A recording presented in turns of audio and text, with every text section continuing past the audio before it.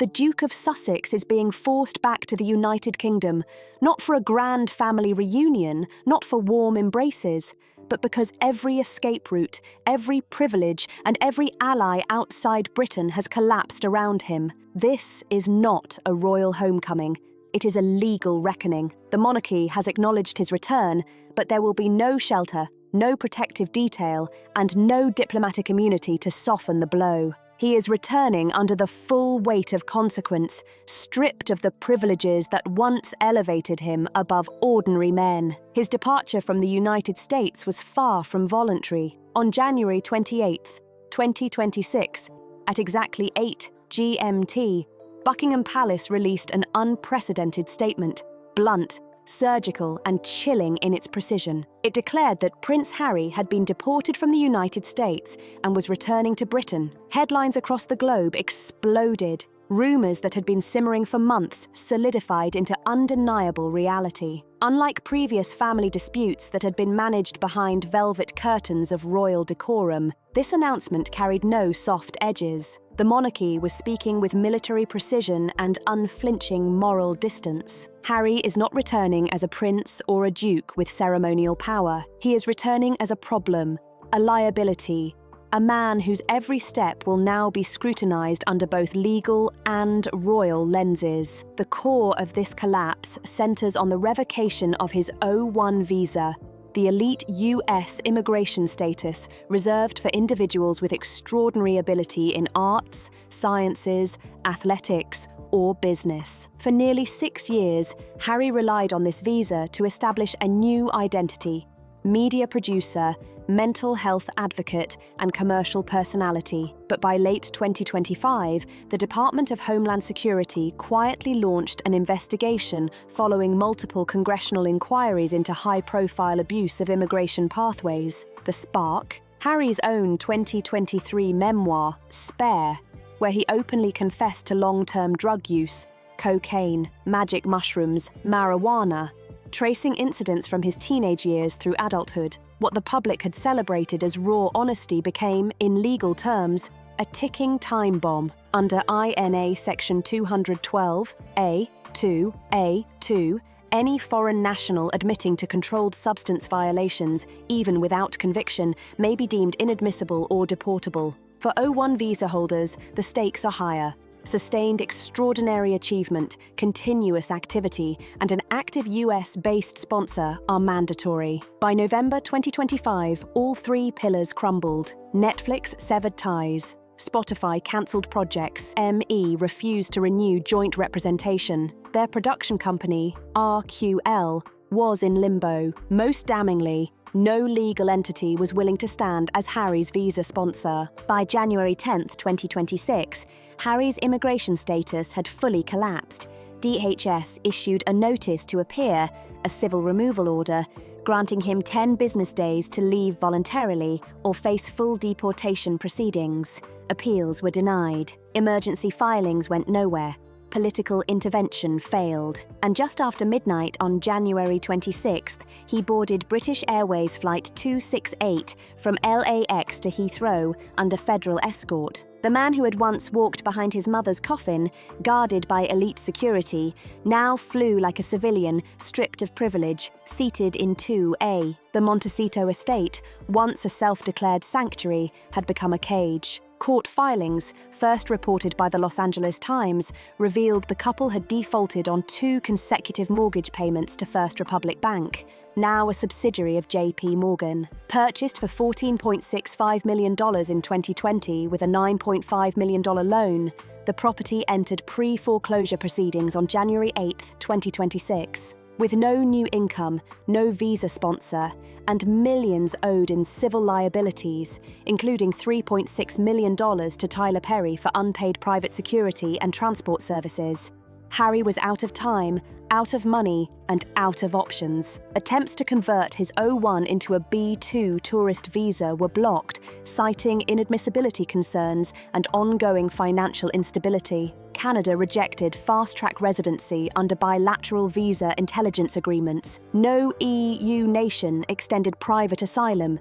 Rumors of fleeing to Botswana, Argentina, or remote Pacific islands were fantasies. Britain was the only option left, and it came with no fanfare, no ceremony, no comfort. His return is being treated as a containment protocol, part of Operation Iron Gate, a counterintelligence initiative reportedly led by Prince William and endorsed by Princess Anne. Prince Harry is to be processed at Heathrow like any other foreign national flagged for risk. No diplomatic suite, no border bypass, no palace convoy. Frogmore Cottage's lease was terminated on January 15th, and all security clearances associated with his former addresses were revoked. His presence in Britain is unofficial, unprotected, and unaffiliated. He no longer belongs to the system, and the system no longer protects him. The irony is razor sharp. The very memoir meant to liberate him, Spare, ultimately became the instrument of his downfall. Once marketed as a confessional portrait of a wounded royal,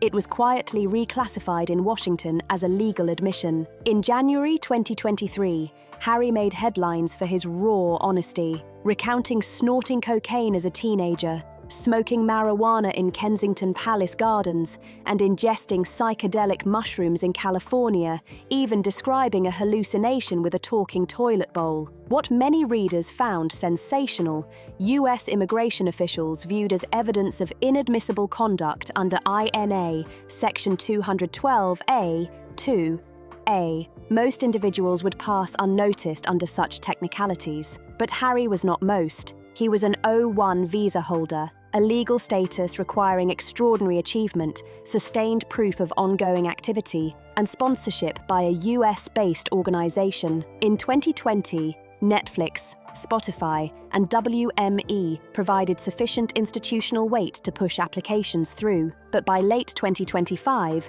the narrative had shifted dramatically. Spotify cancelled contracts, Netflix shelved all but one project, and WME quietly stepped back, citing non-alignment with strategic priorities. Harry's legal platform crumbled. Even a last-ditch attempt in December 2025 to convert the O1 into a B2 tourist visa, a temporary solution for up to 6 months of US stay without work privileges, was denied. The DHS rejection letter, leaked to The Guardian, cited lack of financial independence, ongoing litigation, public admissions of prior unlawful conduct, and insufficient evidence of sustained extraordinary activity in the past 12 months. No income, no project, no sponsor, no clean record. Adding insult to injury, Meghan Markle herself could not meet the sponsorship threshold. Joint debts, including $12.5 million in Netflix recoupments and $3.6 million owed to Tyler Perry, painted a bleak picture of financial instability. Harry's legal team explored alternative options abroad. Canada denied fast-track residency. Argentina and Portugal reportedly declined informal overtures. A discreet request to Botswana went unanswered. Even the UK Home Office could not guarantee immediate clearance. According to leaked directives tied to Operation Iron Gate, William and Princess Anne ensured Harry would not receive privileged treatment. The message was unmistakable: you are not special anymore. On January 26, 2026, at 2:42 p.m., the gates of Riven Rock opened one last time. Harry walked out, not as a prince, not as a duke, but as a man under federal escort. Outside Montecito, a white envelope bearing the seal of First Republic Bank, now J.P. Morgan, marked the final chapter of the Sussex Californian dream, Foreclosure. The estate, purchased in July 2020 for $14.65 million, unpaid since September 2025, was officially repossessed. Despite private support from guarantors, most notably Tyler Perry, whose contributions exceeded $3.6 million for security and housing, mounting debt and collapsing media contracts sealed the fate of the estate and the Californian dream. Every privilege, every platform, every ounce of protection had vanished. The Duke returned to Britain stripped of power, influence and status, left to face a reality he could no longer control. The Californian dream was over, the glamour gone, and the consequences absolute. The Sussex household had been quietly unravelling for weeks, and the fault lines were no longer hidden. Meghan Markle moved with surgical precision, leaving Harry exposed and scrambling. By mid-January 2026, Harry was desperately trying to salvage his US immigration status, but Meghan had already shifted into survival mode. In Los Angeles, she convened private strategy sessions with her legal and PR teams, her demeanor calm but resolute, her decisions decisive. By January 20th, her personal brand, American Riviera Orchard, was officially incorporated solely in her name. The financial and legal separation was underway. Shared accounts were frozen, WME representation quietly restructured, and Meghan's advisors laid out the blueprint for protecting her remaining assets while insulating herself from Harry's escalating federal issues. Harry didn't fully grasp the gravity of her moves until the night of January 24th, a night that would mark the final chapter of their partnership. According to insiders, he walked into the master bedroom carrying a single rolling suitcase and 2 duffel bags, eyes wide with disbelief. "We need to go tonight," he reportedly said, panic edging his voice. "They're not just revoking the visa, they're clearing the property. JP Morgan isn't bluffing." Meghan, however, remained composed, standing by the window as helicopters circled overhead, paparazzi capturing every angle. Her words struck with cold precision. "You have to leave. I'm staying. For the children, for the brand, for the future." She cited Archie and Lilibet's schooling, her new product launch, and the stability of her American life. In one calm, measured declaration, the alliance forged against the crown dissolved. Not with a fight, not with shouting, but with quiet abandonment. That very evening, in a desperate attempt to salvage control, Harry tried to transfer partial property rights to Meghan. Legal filings blocked it. By 6 a.m. the following morning, the Montecito estate was under pre-foreclosure review. DHS agents arrived with the final removal directive. Harry was ordered to vacate within 24 hours. What followed was less an exile than a logistical collapse. No private plane, no diplomatic escort, no Washington allies. He was handed a one-way commercial itinerary. British Airways flight BA268, departing LAX on January 26th at 19:10 Pacific Standard Time. Witnesses at LAX reported seeing Harry arrive in a rented black SUV, unshaven, wearing a grey hoodie and baseball cap. He carried only one suitcase, no entourage, no security detail. He stood in the TSA line, removing his shoes, declaring no items of concern, stripped of the private suite that had once cocooned him from the world. Cameras clicked. TikTok live streams went live. Whispers ricocheted through the terminal. "That's the prince." Another voice countered. "Not anymore." He boarded first class alone, silent and composed, yet burdened with the gravity of what was unfolding. While Harry crossed the Atlantic, Buckingham Palace was preparing its statement. Sources claimed the final edit had been personally reviewed by Princess Anne and Prince William the night before, each word deliberate,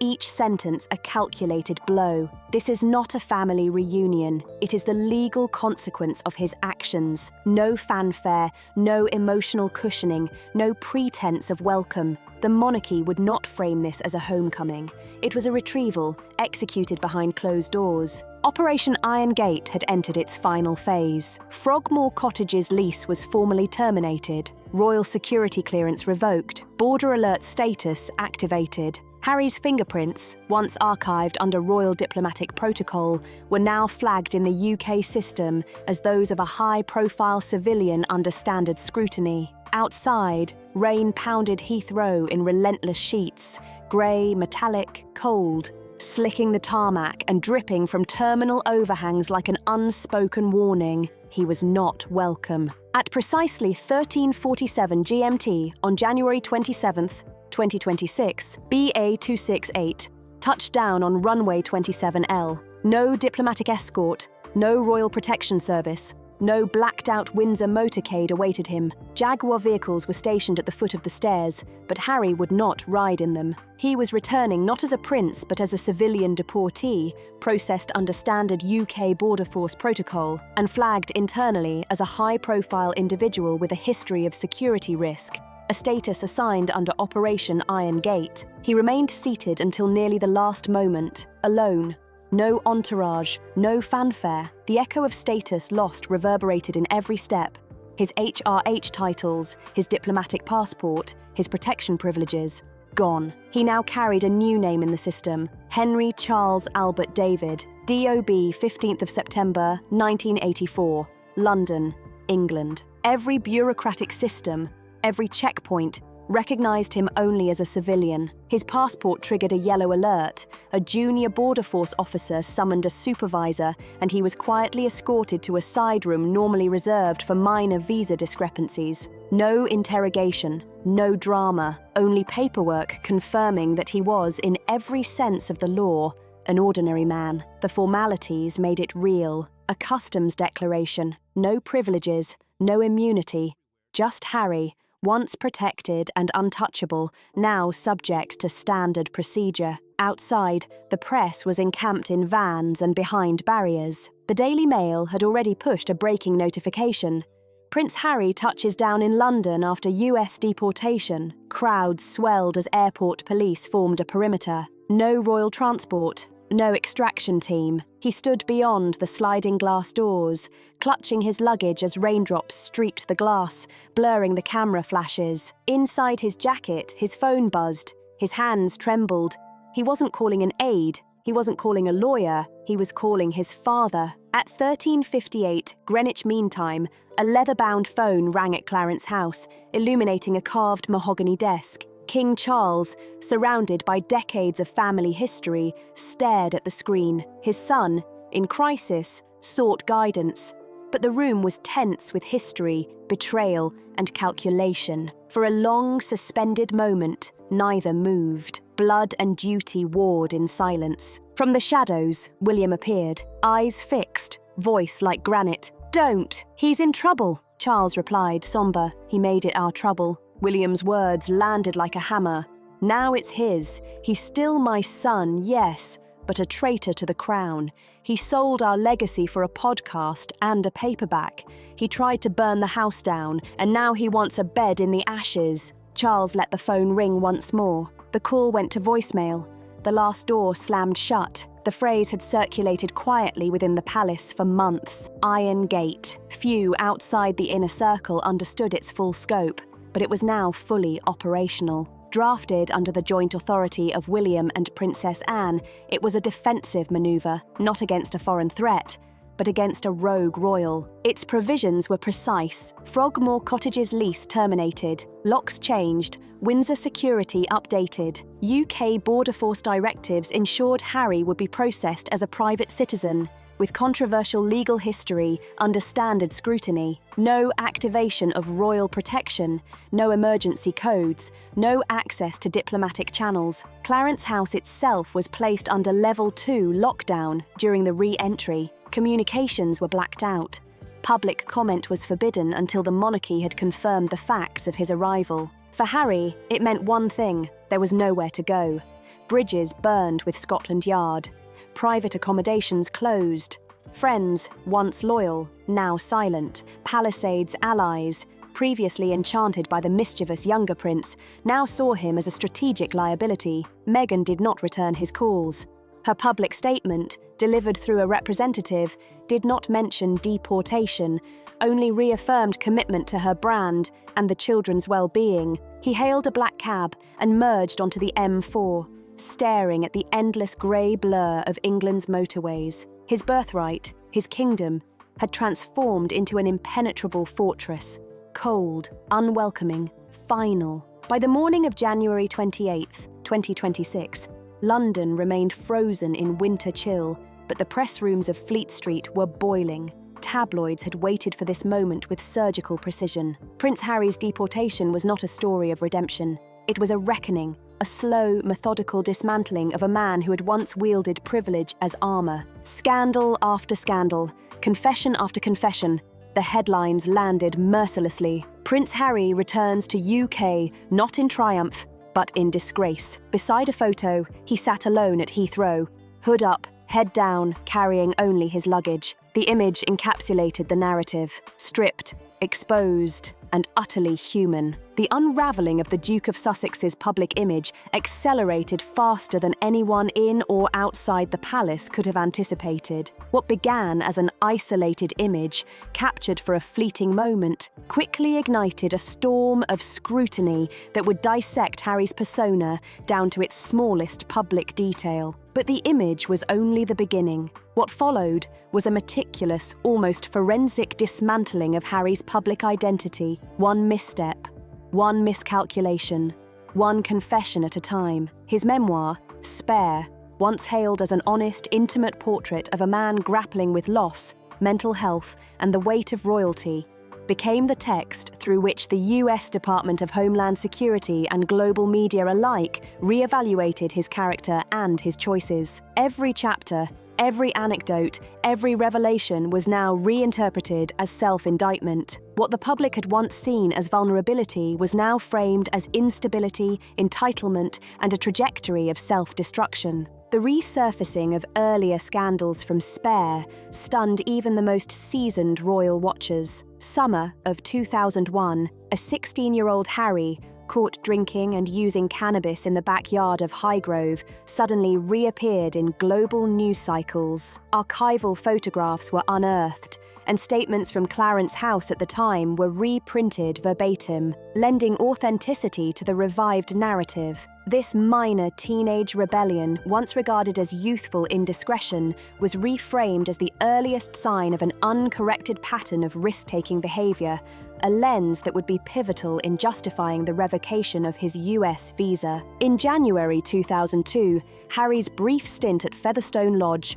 a rehabilitation centre in South London, was similarly recast. Previously softened in media coverage, it now read as a precursor to a lifetime of instability. Each event was not considered in isolation. Instead, analysts and journalists contextualized it as an early signal of the type of legal and personal risks that culminated in his eventual deportation. The 2005 Wilshire costume party, in which Harry appeared wearing a Nazi armband, previously written off as a lapse in judgment and poor taste, now served as further evidence of a defiance problem that went unchecked. Social media and TikTok exploded, editing together clips of past altercations, missteps, and public gaffes into compilations captioned with ironic commentary. And he thought he could defy the crown. Within 48 hours of his return to Britain, multiple international outlets, from Le Monde Spiegel to El País, ran extensive retrospectives under titles like The Rise and Fall of a Royal, dissecting Harry's trajectory from beloved people's prince to a figure of caution. The global public, previously sympathetic, now consumed these narratives voraciously, creating a climate in which every past indiscretion could be reframed as part of an inevitable fall from grace. Inside the palace, the atmosphere shifted from passive observation to active crisis management. Prince William, according to sources close to Kensington Palace, was incensed at the implication that the royal family had abandoned Harry. Private meetings with senior advisors became sessions of strategic deliberation focused on the careful dissemination of the palace's stance. The public needs to understand, he allegedly insisted, voice taut with suppressed frustration. We tried everything. I tried everything, and he weaponized it. This was not merely media posturing. For William, the perceived betrayal of institutional trust was personal. He had begged Harry not to publish Spare, had even requested that King Charles intervene and freeze distribution rights when the first drafts leaked in 2022. When those pleas were ignored, and Harry painted William as emotionally repressed and press-driven, the familial fissures widened into institutional fractures. I was his brother and his mother, William reportedly told Princess Anne in late 2025. I was the one who held him up when he collapsed, and he turned me into a villain for money. Those words echoed in palace corridors long after they were spoken, underscoring a profound sense of betrayal. A man raised within the protective layers of monarchy, who had weaponized those very protections for personal gain, now returned as a cautionary tale. With Harry's return, William's mission evolved. He transitioned from protector of a younger sibling to custodian of the institution itself, overseeing the royal household under the guidance of Sir Clive Alderton and Princess Anne. In line with this strategic pivot, a quiet, chilling line was circulated to press liaisons and internal communications. The Crown does not shelter saboteurs. Within days, it surfaced in editorials, opinion pieces, and off-the-record statements, all carefully quoted by palace-aligned journalists, reinforcing the official narrative. Even King Charles, typically the moderating force, remained silent publicly, his private acknowledgement now reserved for internal strategic counsel. Meanwhile, Harry's final attempts to reach his father were ignored, adding fuel to the narrative of isolation. William closed the door, Charles let it happen, and reinforced the lock, a former palace staffer summarized bluntly. Across the Atlantic, Meghan Markle maintained a calculated silence. Her spokesperson issued a concise statement affirming her focus on the children, her business ventures, and the privacy of her family. Yet her actions were louder than any press release. She formally incorporated her brand, American Riviera Orchard, under her name alone on January 12th, removing Harry as a legal affiliate. The recalibration of Meghan's public image was deliberate. Publicists emphasized resilience, independence, and strategic foresight. Interviews, brand partnerships, and lifestyle promotions were all framed to highlight forward motion, to reinforce that Meghan's narrative was no longer entwined with Harry's demise. When TMZ published an exclusive quoting a friend who claimed Meghan had advised Harry to go fix it, and he didn't, the messaging was clear: she was moving forward alone. By January 28th at 18 GMT, Harry had checked into a rented cottage on the outskirts of Oxfordshire, protected only by private security and entirely without state protection. For the first time in his life, the layers of Crown authority that had always shielded him were absent. No palace accommodations, no office, no country, no plan. One suitcase, one laptop, and a phone littered with missed calls marked the reality of a prince stripped of privilege. The man who had once fled from public scrutiny now had to confront the full cost of self-inflicted isolation. The rogue royal, the freedom fighter, the people's prince, all were gone. What remained was the stark reality of Henry Charles Albert David, alone, unprotected, and scrutinized at every turn. Within 72 hours, Harry had lost not only his home and immigration status, but the fragile thread of public narrative he had once controlled. His family's trust, even the remnants, seemed withdrawn. No coat of arms, no diplomatic seal, no allies within the UK's official channels. He existed not as a royal, not as an exile, but as a man suspended in personal purgatory, a liminal space between privilege and accountability. He was not imprisoned, yet he was not free. His phone remained silent. The door to Clarence House remained closed. Frogmore Cottage had been cleared and sealed. The United States, once his promised land, now officially listed him as inadmissible under EINA 212A2, an irreversible status barring re-entry unless extraordinary waivers were granted. The fairy tale had collapsed entirely, leaving only fallout, legal, financial, and reputational. Across the Atlantic, Meghan capitalized on her newfound autonomy. Not a duchess, not merely a wife, but a standalone figurehead, she advanced her brand strategically. American Riviera Orchard moved forward with precise product launches, lifestyle teasers, subtle PR campaigns, and even a rumored solo streaming platform feature reflecting on her journey, carefully omitting any reference to Harry. WME insiders described a calculated communication strategy: no retrospection, no apology, only forward motion. Meghan was marketing survival, redefining her narrative, asserting independence from Harry's misfortunes. Even as her former husband adjusted to life as a high-profile civilian under scrutiny, Meghan solidified her control over the brand and the children's distance from legal and public entanglements. Public speculation abounded: temporary separation or the precursor to formal divorce proceedings. No filings yet, but the strategic silence carried weight within royal and legal circles alike. Meanwhile, William emerged as the de facto executor of institutional will. He drew red lines, refused to sign letters of diplomatic support, ordered Frogmore vacated and famously declared, "We do not negotiate with terrorists." His ability to enforce boundaries drew praise within Whitehall, the Palace, and Commonwealth partners, marking a significant shift in the power dynamics of the monarchy. Kensington Palace transitioned from satellite to operational command centre, overseeing security, crisis briefings, and public relations.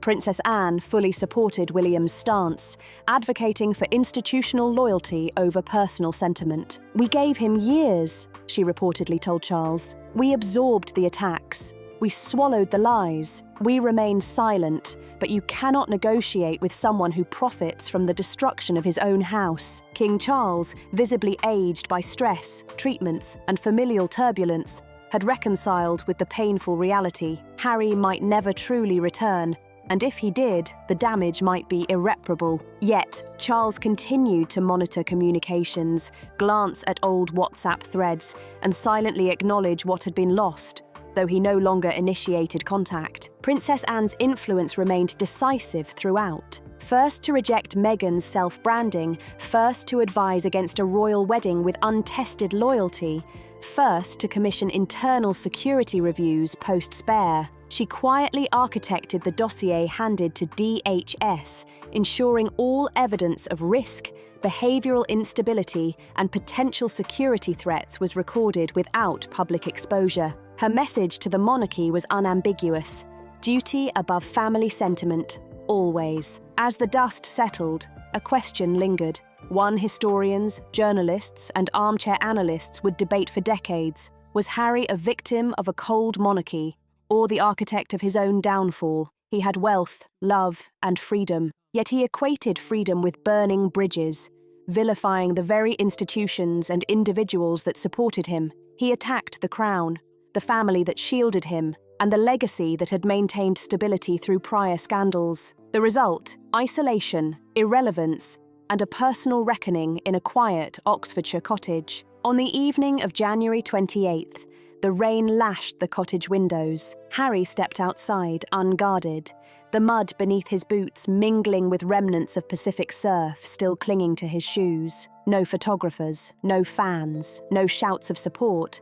Only silence, grey skies, and cold English earth. He looked upward, searching for stars, finding none. And in that profound quiet, he perhaps glimpsed the truth for the first time. The crown is not a family, not a symbol, not a comfort. It is a fortress, one that opens inward only to those who remain loyal. The fall was complete, yet the story was far from over. The world watched, the palace recalibrated, and Meghan moved forward, an unspoken reminder that in the modern monarchy, survival and reinvention are often intertwined, and that legacy is guarded not just by tradition, but by decisiveness, strategy, and the harsh calculus of duty. For those following this saga, the lessons are stark. In power, in family, in empire, the consequences of personal choices are magnified exponentially. Every move is observed, every misstep magnified, and every lapse can echo across continents. Harry's story, though deeply personal, serves as a cautionary tale of ambition, entitlement, and the ultimate cost of underestimating the system that once protected you. If you've been captivated by this unfolding royal drama, if you want the latest updates on Harry's movements, Meghan's strategic launches, and the palace's next moves, follow this channel. Like the video and subscribe. The saga is far from over, and history is still being written before our eyes.